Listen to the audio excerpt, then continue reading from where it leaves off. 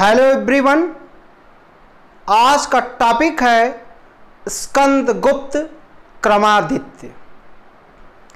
स्कंदगुप्त जो कुमारगुप्त का पुत्र था और स्कंदगुप्त ने कुल 12 वर्षों तक शासन किया था और स्कंदगुप्त एक योग्य शासक, एक कुशल प्रशासक, प्रजावत्सल सम्राट था। और भीतरी अभिलेख में उसके बारे में वर्णन मिलता है कि उसकी प्रजा में कोई दरिद्र नहीं था, कोई सताया हुआ नहीं था, सब लोग सुखमय जीवन व्यतीत कर रहे थे। और स्कंदगुप्त के बारे में उसके जो अभिलेख हैं, जूनागढ़ अभिलेख, भीतरी अभिलेख, कहोम अभिलेख, इन सब से बहुत विधिवत जानकारी उसके बारे में प्राप्त होती है। अब थोड़ा सा देखते हैं कि ऐसा प्रतीत होता है कि स्कंदगुप्त को अपने भाइयों के साथ एक उत्तराधिकार के लिए युद्ध करना पड़ा था।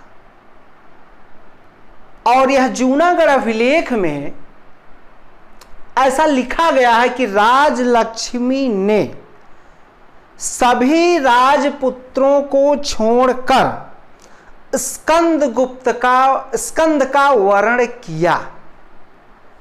तो इससे ऐसा प्रतीत होता है, लेकिन कोई स्पष्ट ऐतिहासिक साक्ष्य नहीं मिलता है। और मैंने बताया कि जूनागढ़ अभिलेख जो है यह गुजरात में सौराष्ट्र में यह जूनागढ़ अभिलेख जो है वहाँ पर प्राप्त हुआ है। और जूनागढ़ में जो रुद्रदामन का भी जूनागढ़ अभिलेख है, इसको आप लोग थोड़ा सा कन्फर्म कर लेंगे कि रुद्रदामन का भी जूनागढ़ अभिलेख है और स्कंदगुप्त का भी जूनागढ़ अभिलेख है। और इस जूनागढ़ अभिलेख में यह भी लिखा गया है कि वहाँ पर जो है सौराष्ट्र प्रांत में स्कंदगुप्त ने पर्णदत्त नामक व्यक्ति को अपना राज्यपाल नियुक्त किया था। पर्णदत्त नामक व्यक्ति को अपना राज्यपाल नियुक्त किया था। और गिरनार में चक्रपालित नामक व्यक्ति को प्रशासक नियुक्त किया था। और सुदर्शन झील का निर्माण चंद्रगुप्त मौर्य ने कराया था। फिर उसके बाद उसमें पुनर्निर्माण सम्राट अशोक ने कराया था। फिर उसके बाद उसके बांध टूट गया था तो उसका पुनर्निर्माण रुद्रदामन ने भी कराया था। और फिर जो है उस झील में जो उसका बांध था उसका पुनर्निर्माण स्कंदगुप्त के काल में चक्रपालित ने कराया था। चक्रपालित ने भी सुदर्शन झील के बांध का पुनर्निर्माण कराया था। यह साक्ष्य कहाँ से मिलता है? तो यह मिलता है स्कंदगुप्त के जूनागढ़ अभिलेख से। और थोड़ा सा आगे अब देखते हैं कि जब स्कंदगुप्त के पिता कुमारगुप्त जो है, कुमारगुप्त का शासन जब चल रहा था तो उस समय पुष्यमित्रों ने कुमारगुप्त के शासन राज्य पर अटैक किया था। और उसके बाद उस जो पुष्यमित्रों ने अटैक किया था तो उस आक्रमण को दबाया था उसको भेजा था। कुमारगुप्त ने अपने पुत्र स्कंदगुप्त को, और स्कंदगुप्त ने जो है पुष्यमित्रों के अटैक को, आक्रमण को दबाया था, पुष्यमित्रों को पराजित किया था। उसके बाद मध्य एशिया की एक बर्बर जात है जिसका नाम है हूण, और हूण जो है सबसे पहले गुप्त साम्राज्य में आक्रमण करते हैं, और वो आक्रमण उनका स्कंदगुप्त के कार्यकाल में होता है। तो स्कंदगुप्त ने हूणों को पराजित किया था। स्कंदगुप्त ने हूणों को पराजित किया था, और यह दोनों वर्णन स्कंदगुप्त के भीतरी अभिलेख से मिलता है। और भीतरी अभिलेख यह जो है आपके उत्तर प्रदेश के गाजीपुर जनपद में स्थित है। यह जो है आपका जो भीतरी अभिलेख है यह उत्तर प्रदेश के गाजीपुर जिले में स्थित है। अब थोड़ा सा आगे देखते हैं कि किस तरीके भीतरी अभिलेख में वर्णन है स्कंदगुप्त के बारे में। अब देखिए, लिखा है कि स्कंदगुप्त ने अपने भुजबल से, स्कंदगुप्त ने अपने भुजबल से शत्रुओं को हराकर, स्कंदगुप्त ने अपने भुजबल से शत्रुओं को हराकर आंखों में आंसू भरकर अपनी माता के पास उसी प्रकार गया जिस प्रकार से कृष्ण कंस का वध करके अपनी माता के पास गए थे। अब जो हूण थे, जो मध्य एशिया की एक बर्बर जात थी, उसका नेता कौन था? तो उसका नेता था खुशनवाज। उसका नेता था खुशनवाज।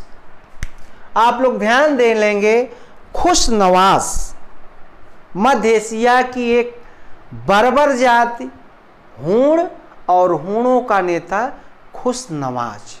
और खुशनवाज के बाद जो है हूणों का नेता बनता है, उसका नाम था तोरमाड़। उसका नेता था खुशनवाज के बाद तोरमाड़। और तोरमाड़ का जो राज्य था वह चंद्रभागा नदी के तट पर स्थित था। वह कहाँ था? चंद्रभागा नदी के तट पर पवैया नामक स्थान, पवैया नामक स्थान पर तोरमाड़ ने अपना राज्य स्थापित किया था। एक छोटा सा क्षेत्र जो है उसको अपने कब्जे में ले लिया था। और यह कहाँ था? तो यह चंद्रभागा नदी के तट पर पवैया नामक स्थान था। फिर तोरमाड़ का पुत्र, उसका नाम था मिहिरकुल। उसका क्या नाम था? मिहिरकुल। और मिहिरकुल जो है वह अपनी राजधानी बनाया था सियालकोट में। कहाँ बनाया था? सियालकोट में। और यह आपका पंजाब स्टेट में पड़ेगा सियालकोट। तो आप लोग इसको भी ध्यान रखेंगे। फिर उसके बाद मैंने बताया आप लोगों को कि जो स्कंदगुप्त था वह योग्य शासक और आदर्श प्रशासक था। योग्य शासक और आदर्श प्रशासक था। जूनागढ़ अभिलेख के बारे में मैंने बताया। अब जो है कहोम अभिलेख देखते हैं। कहोम अभिलेख, और कहोम अभिलेख जो है इसमें जो वर्णन प्राप्त होता है ह्वेनसांग, इसमें वर्णन ह्वेनसांग के भी बारे में बात आई। और ह्वेनसांग ने स्कंदगुप्त को शक्रादित्य के नाम से पुकारा है। इसमें जो है ह्वेनसांग ने शक्रादित्य के नाम से पुकारा है। किसको? स्कंदगुप्त को।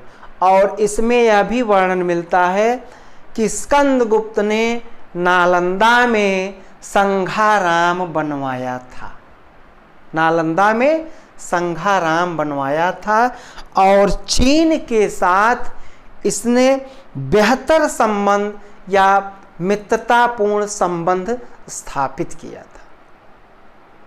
और जब मित्रतापूर्ण संबंध स्थापित किया था तो 466 ईस्वी में इसने अपना एक राजदूत सांग सम्राट के राज दरबार में भेजा था। उस चीनी सम्राट का क्या नाम था? तो उसका नाम था सांग सम्राट। उसका क्या नाम था? सांग सम्राट। और इंदौर तामपत्र, इंदौर तामपत्र यह कहां पर है? यह यूपी के बुलंदशहर जिले में है। यह कहां पर है? यूपी के बुलंदशहर जिले में। और उस तामपत्र में यह वर्णन मिलता है कि स्कंदगुप्त सूर्य की पूजा क्या होती थी? सूर्य की पूजा होती थी और पूजा में दीपक जलाया जाता था। और उस दीपक में जो दीपक जलाया जाता था सूर्य मंदिर में, तो जो उसमें तेल या घी जो भी पदार्थ लगता था तो उसके लिए स्कंदगुप्त ने दान दिया था। उसके लिए स्कंदगुप्त ने धन दान दिया था। और यह वर्णन कहाँ मिलता है? तो यह मिलता है इंदौर तामपत्र में। और यह इंदौर तामपत्र कहाँ है? यह यूपी के बुलंदशहर जिले में है। और भीतरी अभिलेख मैंने आप लोगों को बता दिया था, यह गाजीपुर जिले में है, उत्तर प्रदेश के गाजीपुर जिले में। और इसी में पुष्यमित्रों और हूणों को पराजित करने का श्रेय जो है वह किसको मिलता है? स्कंदगुप्त को। और स्कंदगुप्त के बारे में यह भी वर्णन मिलता है कि स्कंदगुप्त ने पुष्यमित्रों को पराजित करने के लिए उसे रात्रि जो है शयन करना पड़ा था पृथ्वी पर। उसे पृथ्वी पर रात्रि गुजारनी पड़ी थी। अब कहोम स्तंभ अभिलेख, कहोम स्तंभ अभिलेख यह कहां पर प्राप्त है? तो यह कहोम स्तंभ अभिलेख जो है आपको गोरखपुर जिला, उत्तर प्रदेश का गोरखपुर जिला, चूंकि बिहार इनका मेन था गुप्तों का, उसके बाद उत्तर प्रदेश के कुछ जिले, बाकी कुमारगुप्त के बारे में मैंने बताया था कि वह चारों समुद्रों से घिरी हुई चंचल पृथ्वी पर राज कर रहा था। उसका राज्य आपका अरब सागर, उसके बाद बंगाल की खाड़ी, तो इस तरीके उसका राज्य था। और इसका स्कंदगुप्त का जो बहुत सारे लेख आपको उत्तर प्रदेश से मिल रहे हैं। तो गोरखपुर जिला, गोरखपुर जिले में इसमें जो कहोम अभिलेख है तो इसमें यह वर्णन मिलता है कि भद्र नामक व्यक्ति ने जैन धर्म के 5 तीर्थंकरों का इसने जो है मूर्ति बनवाया था, मंदिर बनवाया था। किसने बनवाया था? भद्र नामक व्यक्ति ने। और वह 5 जैन तीर्थंकर कौन थे? तो आदिनाथ, शांतिनाथ, नेमिनाथ, पार्श्वनाथ और महावीर जैन। ये आप लोग देख लेंगे, आदिनाथ, शांतिनाथ, नेमिनाथ, पार्श्वनाथ और महावीर, ये 5 लोगों का उसने मंदिर स्थापित, मूर्ति बनवाया था। फिर उसके बाद एक सूपिया लेख भी स्कंदगुप्त का है। और यह स्कंदगुप्त का जो लेख है वह मध्य प्रदेश के रीवा जिले में प्राप्त है, मध्य प्रदेश के रीवा जिले में, और उसमें गुप्तों की वंशावली के बारे में वर्णन मिलता है। और इसमें जो है घटोत्कच का भी नाम आता है, घटोत्कच का भी नाम आता है। और घटोत्कच को, इसमें गुप्तों को घटोत्कच वंश कहा गया है। और स्कंदगुप्त का अंतिम अभिलेख उसके शासनकाल का वह मिलता है प्रयाग जिले के में गढ़वा शिलालेख, प्रयाग जिले में गढ़वा शिलालेख, यह अंतिम अभिलेख है। यह क्या है? अंतिम अभिलेख है।